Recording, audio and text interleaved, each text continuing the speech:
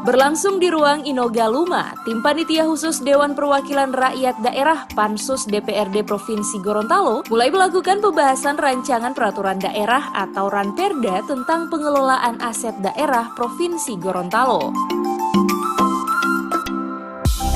Pembahasan yang dipimpin langsung oleh Ketua Pansus Thomas Mopili tersebut dilakukan bersama dinas terkait serta unsur akademis.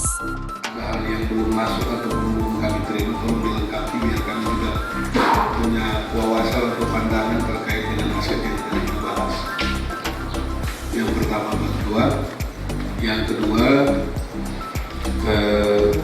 lagi-lagi kami pengen dengar karena ini adalah keinginan dari pemerintah atau pansus terbentuk semangatnya karena pemerintah ingin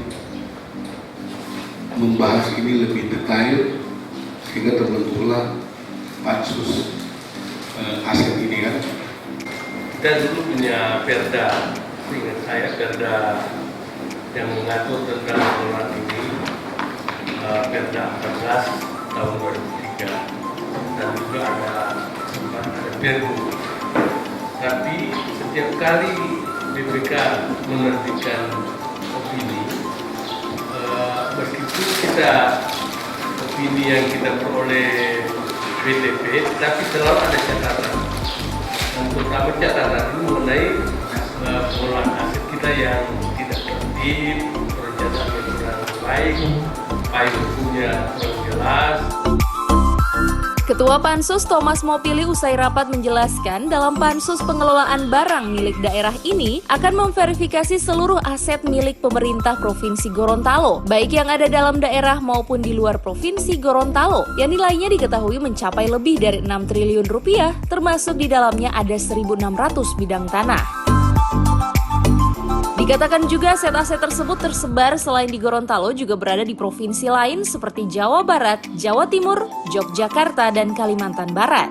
Karena perda ini kalau tidak salah laporan Kadis Keuangannya yang membidangi aset dan barang milik daerah itu kurang lebih 6 triliun kalau mau dijumlahkan aset-aset kita. Tanah saja kurang lebih ada 1.600 persil yang tersebar di seluruh Indonesia. Dari Bogor, Jawa Timur, Jogja, Jakarta, itu 1000-an persil tanah kita yang kemungkinan besar pejabat-pejabat Gorontalo ini tidak tahu. Oleh karenanya menentukan daftar seluruh aset ini adalah pansus ini. Kami akan bekerja sebaik mungkin, akan memverifikasi secara faktual. Kami akan datangi satu-satu, termasuk aset yang ada di Pontianak. Kira-kira itu. Sementara itu, anggota Pansus Erwin Ismail menambahkan, untuk memudahkan pengelolaan aset milik daerah harus dibuatkan program digitalisasi sebagai penunjang keterbukaan informasi dari pemerintah. Namanya itu aset dari Pemprov tuh ya kan, itu udah masuk di 4.0.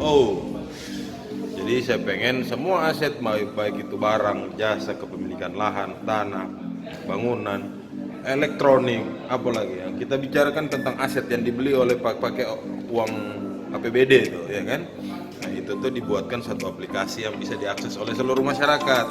Jadi masyarakat itu tahu tuh apa saja milik Pemprov itu sebenarnya.